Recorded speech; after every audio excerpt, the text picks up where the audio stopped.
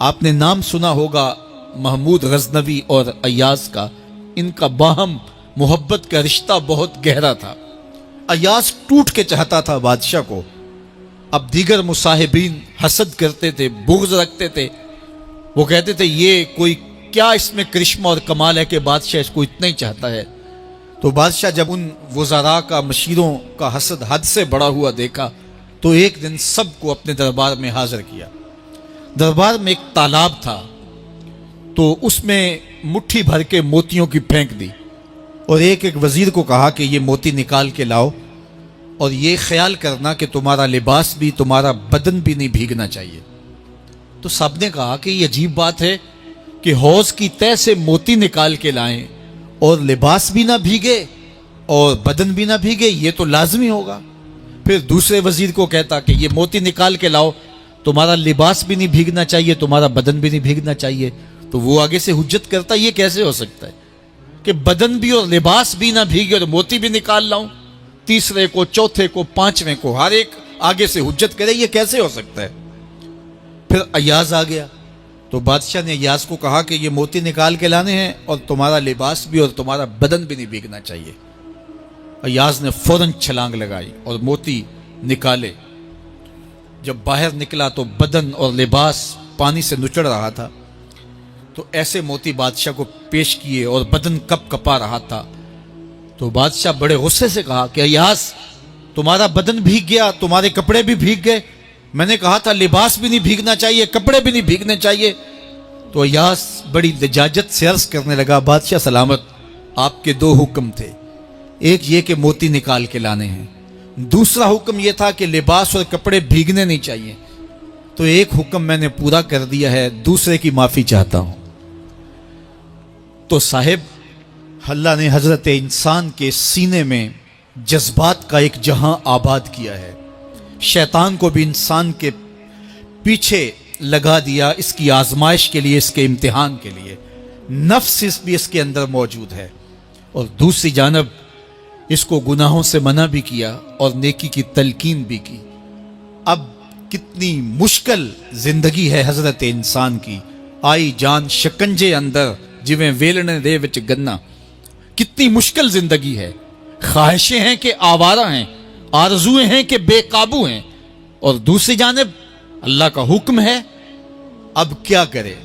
تو گناہ کرنے کے بعد پھر اللہ کے حضور توبہ کر لے، جو ممکن ہو وہ نیکی کرے اور گناہ سے مقدور بچنے کی کوشش کرے، لیکن بشری تقاضوں کے تحت اگر اس سے گناہ کبھی سرزد ہو جائے تو اس پر اکڑے نہ اور اس پہ مصر نہ رہے، اس پہ اصرار نہ کرے، بلکہ فوراً اللہ کے حضور توبہ کرے۔ گناہ کرنے کے بعد بندہ جب توبہ کرتا ہے، التائب من الذنب کمن لا ذنب لہ، تو وہ ایسے ہوتا ہے جس طرح اس نے گناہ کیا ہوا ہی نہیں۔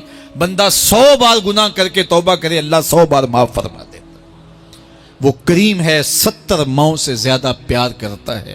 تو بندے اس کی دہلیز پہ جب توبہ کرتے ہیں، رجوع کرتے ہیں اور اس سے معافی مانگتے ہیں، تو وہ یہ نہیں دیکھتا کہ یہ گناہ گار کتنا بڑا ہے، وہ یہ دیکھتا ہے کہ یہ میری دہلیز پہ آیا ہے اور اس کے ما قبل کے سارے گناہ معاف بھی کرتا ہے، بلکہ گناہوں کو بدل کے نیکیوں میں بھی تبدیل کر دیتا ہے۔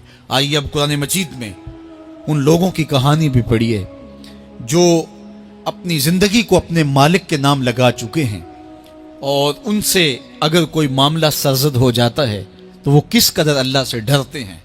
والذین یؤتون ما آتوا وقلوبہم وجلہ انہم الی ربہم راجعون، فرمایا کہ وہ لوگ جب ان سے کوئی خطا سرزد ہو جاتی ہے، کوئی گناہ ہو جاتا ہے، تو ان کے دل لرز جاتے ہیں، خوف خدا سے وہ کانپنے لگ جاتے ہیں۔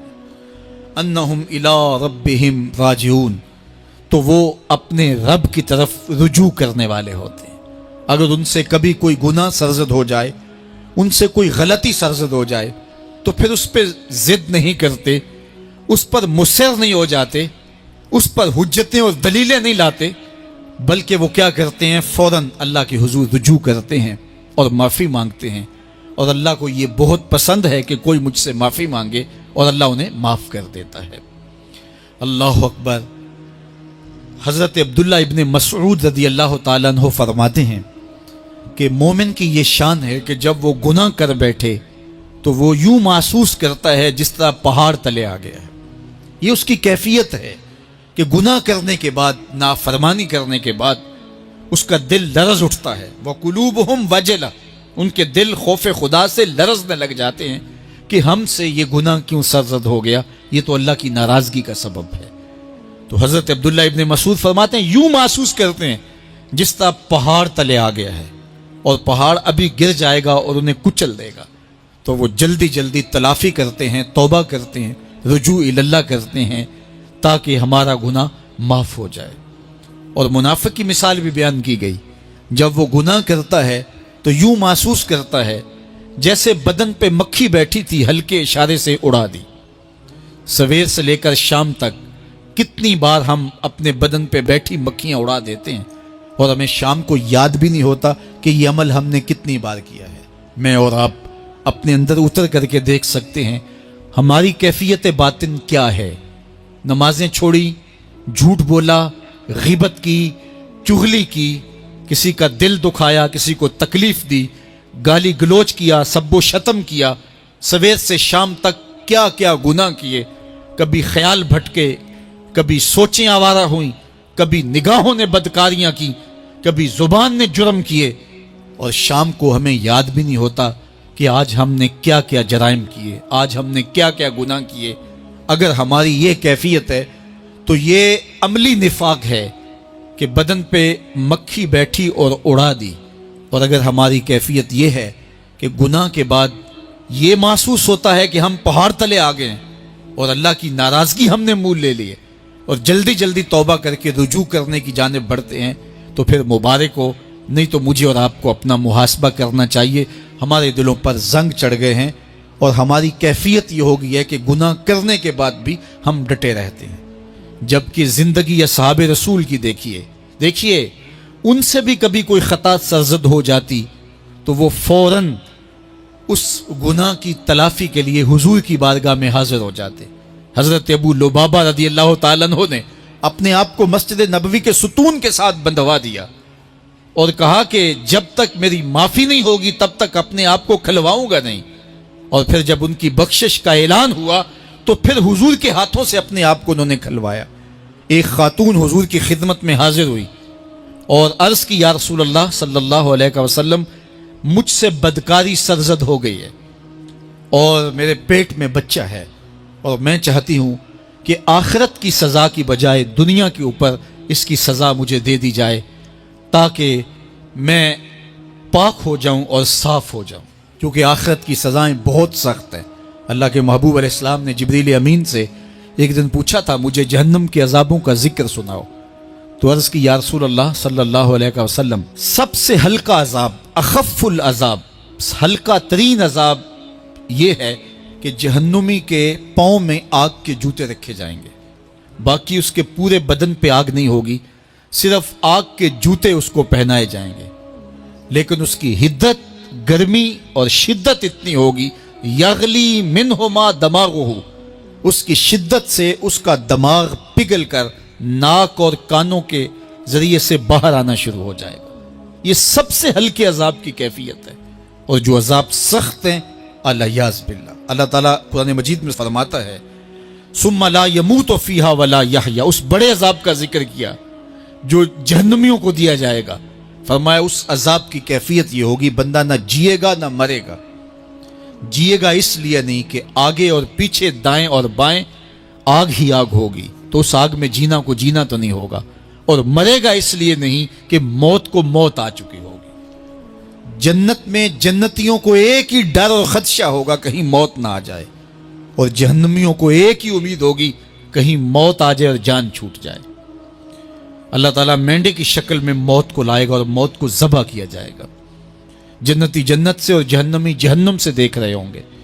جب موت کو ذبح کر دیا جائے گا، اب موت نہیں ہے، تو جنتی اتنے خوش ہو جائیں گے کہ اگر موت کو موت نہ آئی ہوتی تو یہ خوشی سے مر جاتے، اور جہنمی اتنے مایوس، دکھی اور پریشان ہوں گے کہ اگر موت کو موت نہ آئی ہوتی تو یہ صدمے سے مر جاتے. تو وہ کتنا سخت عذاب ہوگا.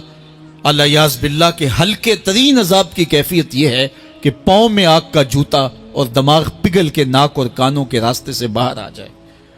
تو اس نے عرض کی یا رسول اللہ صلی اللہ علیہ وسلم میرے اوپر حد جاری کر دیجئے. اور اس نے کہا کہ میرے پیٹ میں جو ہے وہ بچہ ہے. اللہ کے محبوب علیہ السلام نے فرمایا جاؤ جب بچہ پیدا ہو تو پھر آنا. وہ چلی گئی. تو جب بچہ پیدا ہوا تو گود میں اٹھائے پھر حضور کی خدمت میں حاضر ہوئی اور عرض کی یا رسول اللہ یہ ہے بچہ جو میں نے گناہ کیا تھا، بدکاری کی تھی، آج یہ اس کی نشانی ہے. تو اللہ کے محبوب علیہ السلام نے فرمایا کہ اسے لے جاؤ اور اسے دودھ پلاؤ، اور جب یہ کچھ کھانے پینے لگ جائے گا تو پھر آنا. تو تھوڑی دیر کے بعد، کچھ دنوں کے بعد وہ دوبارہ حاضر ہوئی اور اس نے اس بچے کے ہاتھ میں روٹی کا ٹکڑا دیا ہوا تھا اور عرض کی یا رسول اللہ دیکھ لیجئے اب یہ روٹی کھانے لگ گیا ہے. اللہ اکبر. تو اللہ کے محبوب نے فرمایا انہیں لے جاؤ اور جا کے انہیں سنگسار کر دو. اس کی یہ حد بنتی تھی، اس کو سنگسار کیا اور اس نے خود یہ سزا اپنے لیے قبول کی. ماعز ابن مالک اسلمی عرض کی یا رسول اللہ طہرنی، مجھے پاک کر دیجئے. میرے حضور نے فرمایا جاؤ اللہ سے معافی مانگو. وہ گئے اور معافی مانگی، بے چینی اتنی تھی، پھر آ گئے اور عرض کی طہرنی یا رسول اللہ، حضور مجھے پاک کر دیجئے. فرمایا جاؤ اللہ سے معافی مانگو. وہ گئے، معافی مانگی، پھر پلٹ آئے. تیسری مرتبہ، چوتھی مرتبہ آقا کریم نے فرمایا فیما اطہرو کا، تمہیں کہا اللہ سے معافی مانگو، کریم ہے معاف کر دے گا، تم پھر پلٹ آتے ہو، تمہیں کس جرم سے پاک کروں؟ قال من الزنا، عرض کی مجھ سے بدکاری ہو گئی ہے اور میں چاہتا ہوں کہ دنیا پر فارغ ہو جاؤں.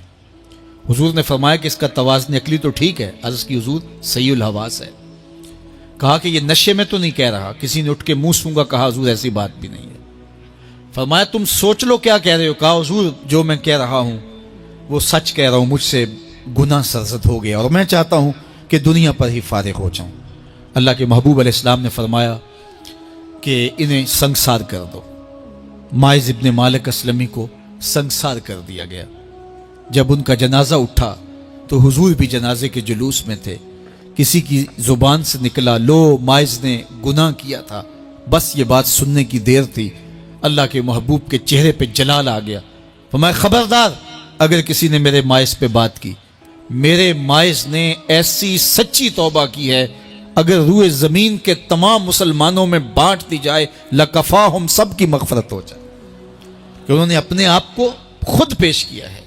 اب ماعز ابن مالک کا جنازہ اللہ کے رسول نے خود پڑھایا، بلکہ مسلم کتاب الحدود میں ہے کہ ان کے جنازے کے دوسرے دن یا تیسرے دن حضور ان کے ہاں تشریف لے گئے.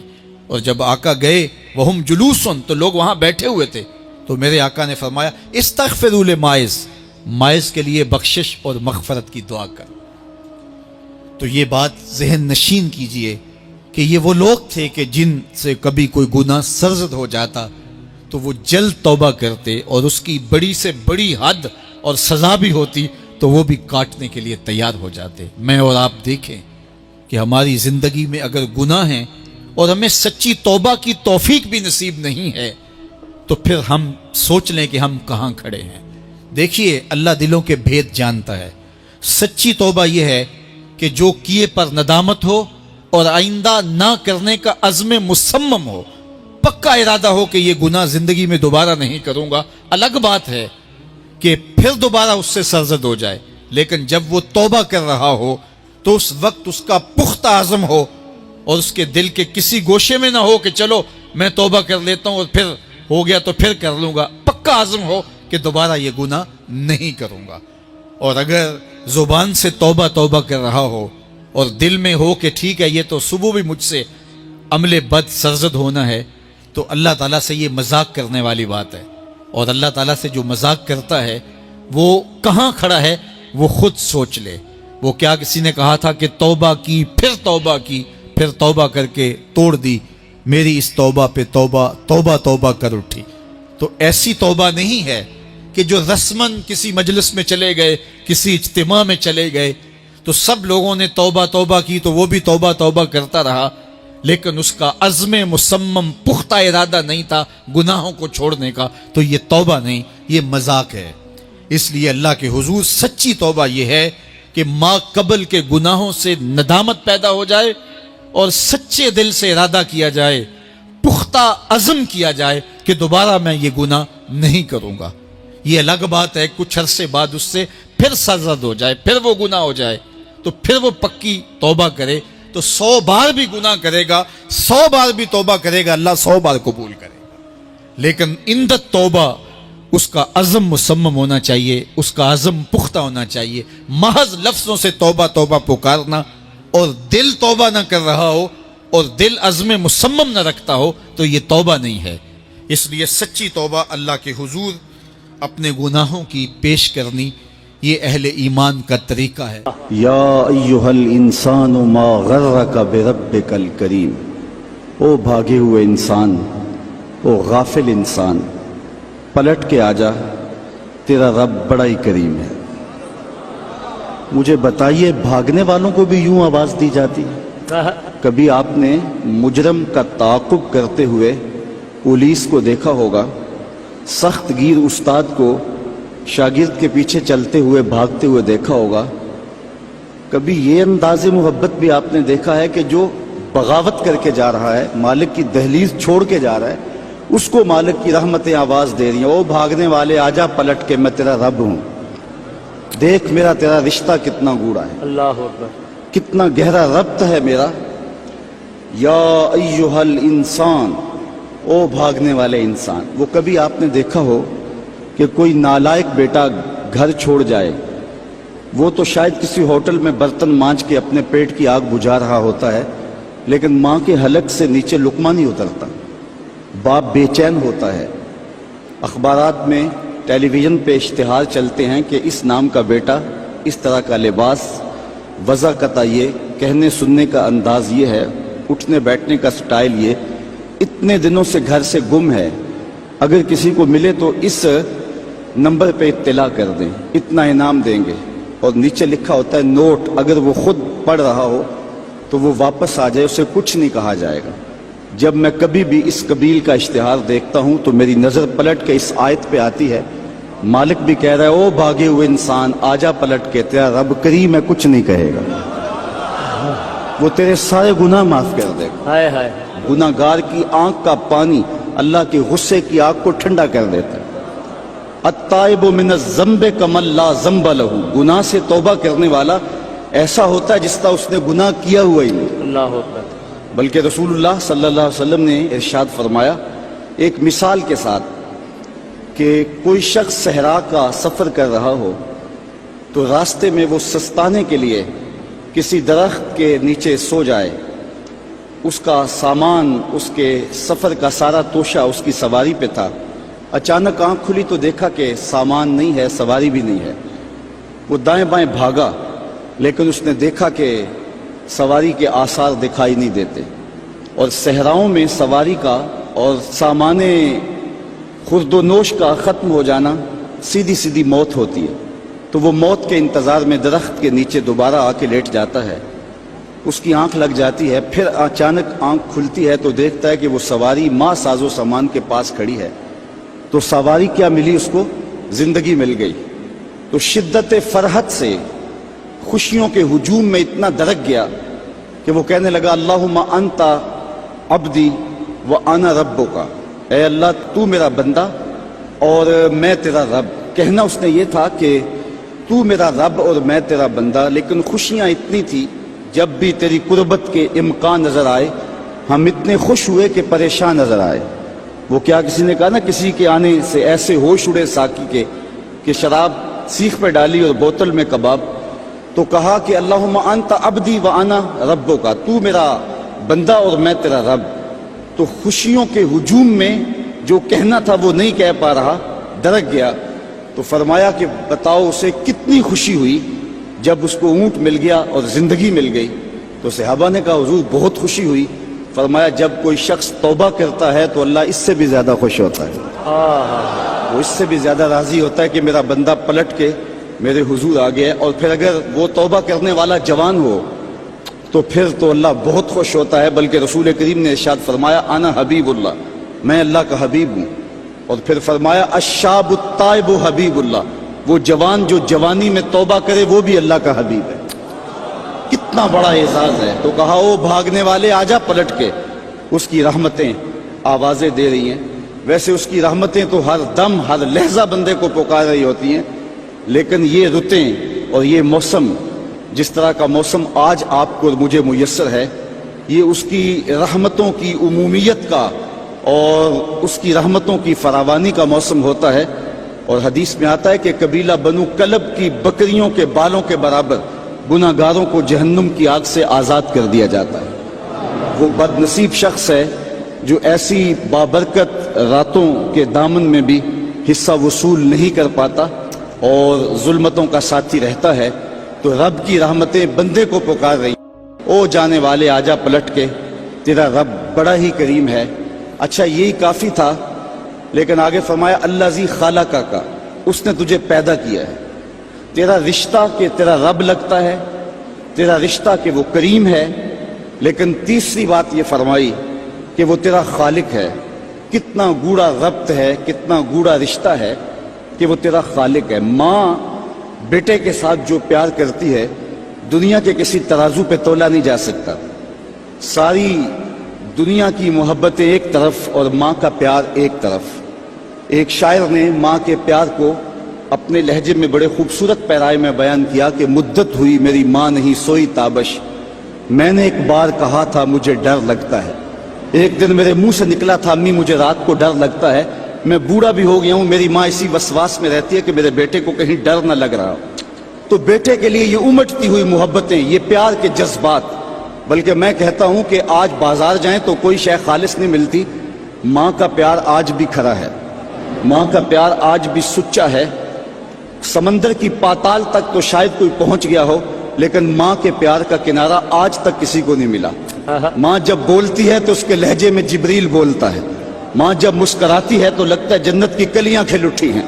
اللہ نے اس کے لہجے میں وہ گداز، وہ نرمی، وہ محبت رکھی ہے۔ اولاد کا پیٹ پالنے کے لیے اس کو کسی کے گھر کے برتن بھی مانجنے پڑیں تو ماں اس سے بھی گریز نہیں کرتی۔